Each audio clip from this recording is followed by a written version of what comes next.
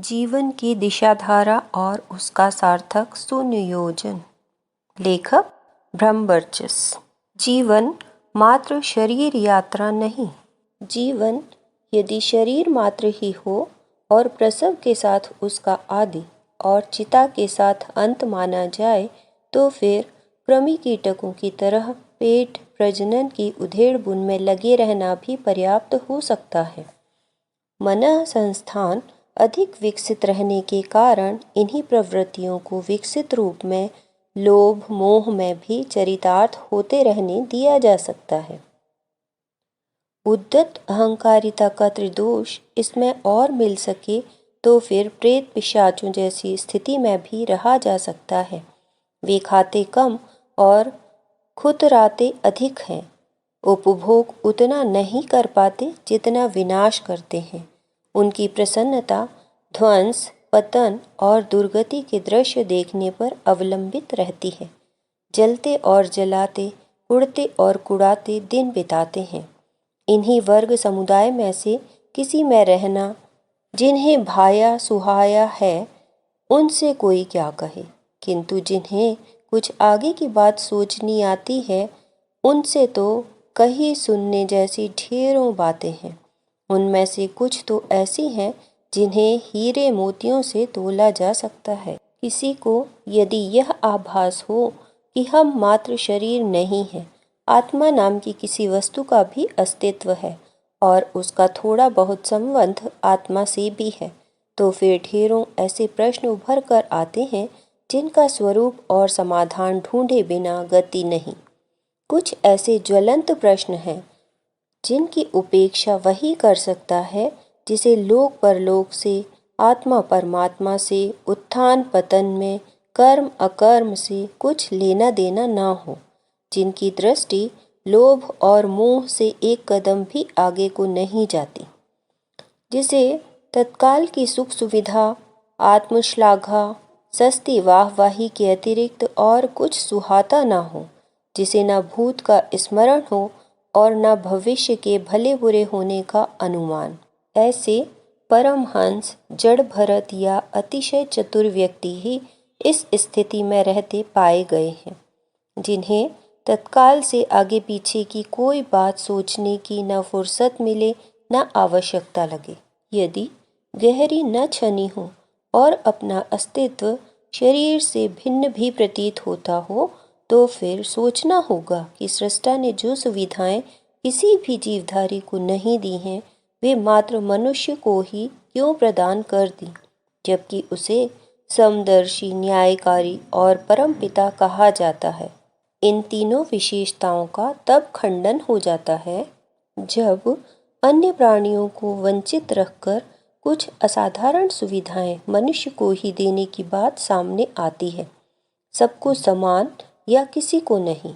इसी में प्राणियों का पिता कहलाने वाले परमात्मा की न्यायप्रियता एवं समदर्शिता सिद्ध होती है। न्यूनाधिक वितरण करने पर तो उस पर पक्षपात का लांछन लगता है। ऐसा हो नहीं सकता। परमात्मा ही जब ऐसी अनीति बरतेगा तो उसकी सृष्टि में न्याय नीति का अस्तित्व किस प्रकार बना रह सकेगा। निश्चित ही मनुष्य को जो मिला है वह उसकी पात्रता देखते हुए किसी प्रयोजन के लिए धरोहर रूप में दिया गया है। खड़े होकर चलने वाले पैर, 20 उंगलियों और अनेक मोड़ों वाले हाथ, बोलने वाली जीभ, सूझबूझ वाला मस्तिष्क, दूरदर्शी विवेक अन्य किसी प्राणी के हिस्से में नहीं आया। परिवार वसाने, समाज बनाने, आजीविका कमाने, वाहनों का उपयोग करने, प्रकृति की रहस्यमयी परत कुरेदने, शिक्षा, चिकित्सा, कला, व्यवसाय, सुरक्षा जैसे साधन जुटाने में अन्य कौन प्राणी मनुष्य की समता कर सकता है। यह सभी विभूतियाँ ऐसी हैं जिनका महत्व उपभोक्ता को तो प्रतीत नहीं होता, पर जब वे छिन जाती हैं तो स्मरण आता है कि जो सौभाग्य अपने को हस्तगत हुआ था उसे प्राणी जगत के साथ तुलना करने पर अनुपम या अद्भुत ही कहा जा सकता है। उसका सदुपयोग न कर सकने पर तो पश्चाताप होता है, उसकी व्यथा और श्रृंखला इतनी लंबी होती है कि जन्मांतरों तक उस भूल की पीड़ा व्यथित करती रहे। सृष्टा ने मनुष्य स्तर तक पहुँचने पर जीवधारियों की क्रमिक प्रगति और पात्रता को देखते हुए सोचा कि क्यों न इसे सृष्टि की सुव्यवस्था में सहयोगी बनाकर अपना थोड़ा सा भार हल्का किया जाए। इसी दृष्टि से उसे युवराज का पद प्रदान किया गया और तदनुरूप समर्थता से संपन्न किया गया कि सृष्टि की सुंदरता, सुव्यवस्था, प्रगति एवं सुसंस्कारिता को बढ़ाने में वह विशेष योगदान भी कर सकेगा।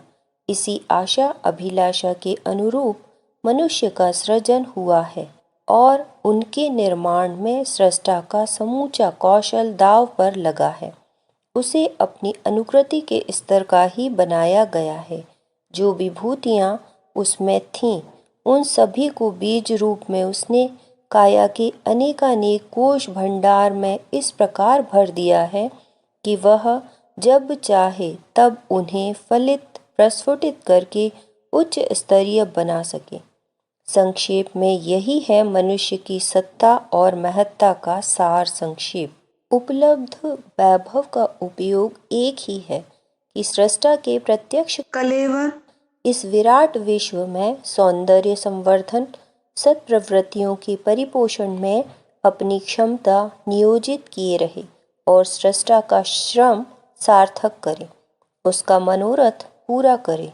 जो अनुशासन पालते और कर्तव्य पालन में संलग्न रहते हैं, उन्हें अगले उपहारों के रूप में महामानव, ऋषि, मनीषी, देवता, सिद्ध पुरुष एवं भगवान का अवसर बनने जैसी पदोन्नतियों का लाभ मिलता है। जो प्रमाद बरतते, विश्वासघात करते और उपलब्धियों को संकीर्ण स्वार्थपरता के लिए प्रयुक्त करते हैं, उन्हें सुविधा छीनने और प्रताड़ना सहने का दोहरा दंड भुगतना पड़ता है। नरक स्वर्ग की बात सभी जानते हैं। कुकर्मियों का 84 लाख योनियों में परिभ्रमण करना सर्वविदित है। वह इसी प्रमाद का प्रतिफल है जिसमें मनुष्य जीवन को लूट का माल समझा गया और उसे विलास, व्यामोह की निजी लिप्साओं के लिए प्रयुक्त किया गया। बैंक का खजांची यदि हस्तगत हुई राशि का अपने निज के लिए उपयोग कर ले, सरकारी शस्त्र भंडार का स्टोर कीपर उन आयुधों को दस्युओं या शत्रुओं के हाथ में थमा दे, मिनिस्टर अपने अधिकारों का प्रयोग संबंधियों को लाभ देने के लिए करने लगे, तो निश्चय ही उसे अपराधियों के कटघरे में खड़ा किया जाएगा। मनुष्य भी यदि जीवन संपदा को वासना, तृष्णा, अहंता जैसे क्षुद्र प्रयोजनों में खर्च करता है, तो समझना चाहिए कि आज जिसे अधिकार माना जा रहा है, कल उसी को अपराध गिना जाएगा और ठीक वैसा ही दंड मिलेगा जैसा कि प्रमादी विश्वासघाती सेनाध्यक्ष को कोर्ट मार्शल द्वारा मिलता है। अच्छा हो समय रहते भूल सुधरे और वह उपक्रम बने जो जिम्मेदारों और ईमानदारों को शोभा देता है। यदि ऐसा कुछ विचार विश्वास मन में उभरे तो फिर अपनाने योग्य विद्या एक ही है कि शरीर वाहन के लिए निर्वाह भर की व्यवस्था बनाने के उपरांत शेष समूची क्षमता को उन प्रयोजनों में खपा दिया जाए जिनसे विश्व व्यवस्था का संतुलन बनता है और सार्वभौम प्रगति का सद्वृत्ति संवर्धन का सुयोग बनता है। मनुष्य इस भूमिका को निभा सकने की स्थिति में असंदिग्ध रूप से समर्थ है। उसकी निजी आवश्यकताएं इतनी कम हैं और उसकी पूर्ति के साधन इतने अधिक हैं कि उस संतुलन को बिठाने में किसी को भी राई रत्ती भर कठिनाई अनुभव नहीं होनी चाहिए। अन्यान्य प्राणियों के पेट बहुत बड़े हैं, जबकि मनुष्य का 6 इंच चौड़ाई का इतना छोटा पेट है जो मुट्ठी भर अनाज भर सके। अन्य प्राणी केवल जो सामने है उसी को पाते और मुख के द्वारा खाते हैं, जबकि मनुष्य अगणित सुविधा साधन और अपने कौशल और पराक्रम से चुटकी बजाते उपार्जित कर सकता है। ऐसी दशा में किसी को भी अभावग्रस्त होने जैसी शिकायत करने की गुंजाइश नहीं है। मनुष्य जीवन अंतिम सुविधाओं में भरा पूरा है। उसकी दुनिया इतनी साधन संपन्न है कि अभावजन्य कठिनाइयां अनुभव करने की किसी को कभी आवश्यकता ही न पड़े। दूषित अवस्था ही है जिसमें ग्रसित होकर उसे अभावों का रोना रोते हुए समय गुजारना पड़ता है। शरीर और आत्मा की भिन्नता अनुभव करने के लिए दूर जाने की आवश्यकता नहीं। किसी शमशान में थोड़ी देर बैठकर वहां के दृश्य का अवलोकन करते हुए यह पाठ भली प्रकार पढ़ा जा सकता है कि आत्मा के पृथक होते ही हष्ट-पुष्ट शरीर की भी कैसी दुर्गति होती है। इसे देखते हुए समझा जा सकता है कि शरीर ही आत्मा नहीं है। जीवधारी का अपना स्वतंत्र अस्तित्व भी है जो मरण के उपरांत भी बना रहता है। यही है वास्तविक स्व। इसी का हित साधन करने को स्वार्थ कहा जाता है। जब आत्मा की संकीर्णता की कीचड़ से बाहर निकलकर उसे व्यापक क्षेत्र में विचरण कर सकने की स्थिति में लाया जाता है तो उसे सब में अपना ही आत्मा दिखता है। तब सर्वजनित हित साधन परमार्थ बन जाता है, जिससे न स्वार्थ सदता है न परमार्थ। उसे अनर्थ ही कहना चाहिए।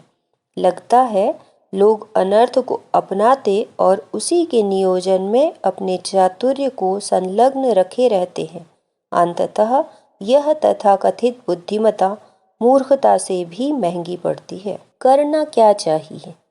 यदि इस प्रश्न का उत्तर गंभीरता और दूरदर्शिता के सहारे उपलब्ध करना हो तो एक ही निष्कर्ष पर पहुंचना पड़ता है कि शरीर को जीवित रखने भर के साधन जुटा देने के उपरांत जो सामर्थ्य शेष रहती है उसे आत्मकल्याण कर सकने वाले परमार्थ में लगा देने का साहस करना चाहिए।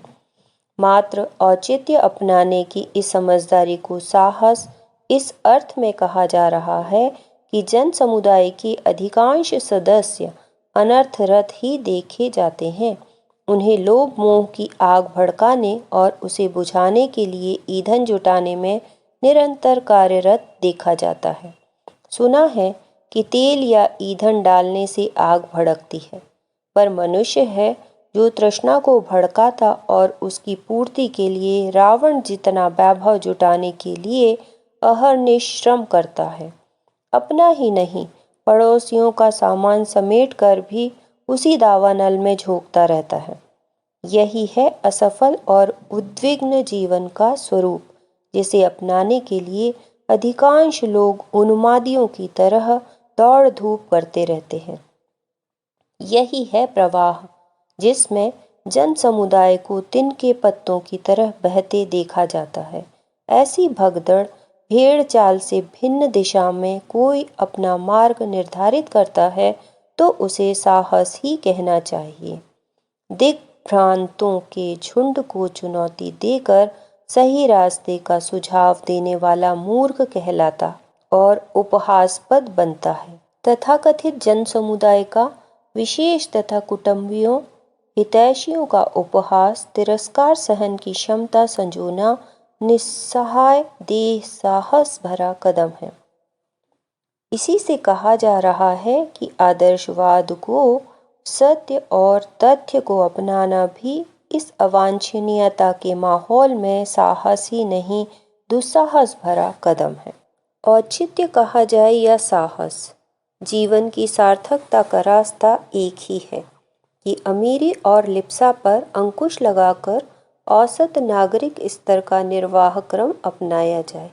उतना जुट जाने पर पूरा पूरा संतोष किया जाए। इसके उपरांत जो भी बच रहता है उस समूचे को ऐसे उपक्रम में नियोजित किया जाए जिससे मानवीय गरिमा का अभिवर्धन होता हो, आत्मकल्याण और विश्व कल्याण का उभय पक्षीय प्रयोजन सधता हो।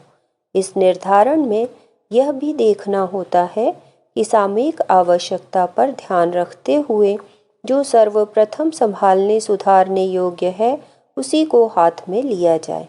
पड़ोस में आग लगने पर भोजन पकाने जैसा आवश्यक काम भी पीछे कभी के लिए छोड़ना पड़ता है। कितने ही काम सामने हों तो उसमें बुद्धिमानी का कदम यह होता है कि प्राथमिकता देने और पीछे धकेलने की एक सुव्यवस्थित श्रृंखला बनाई जाए। सामने प्रस्तुत अनेकानेक कामों में से किन्हें किस क्रम में किया जाए इसका निर्धारण ही सुव्यवस्था कहा जाता है।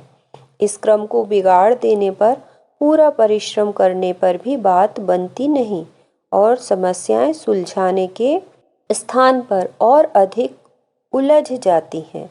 इन दिनों प्रत्येक विज्ञजन के लिए करने योग्य सामयिक कार्य एक ही है कि लोकमानस के परिष्कार का महत्व समझा जाए और आस्था संकट का निवारण करने के लिए प्राण प्रण से जुट पड़ा जाए।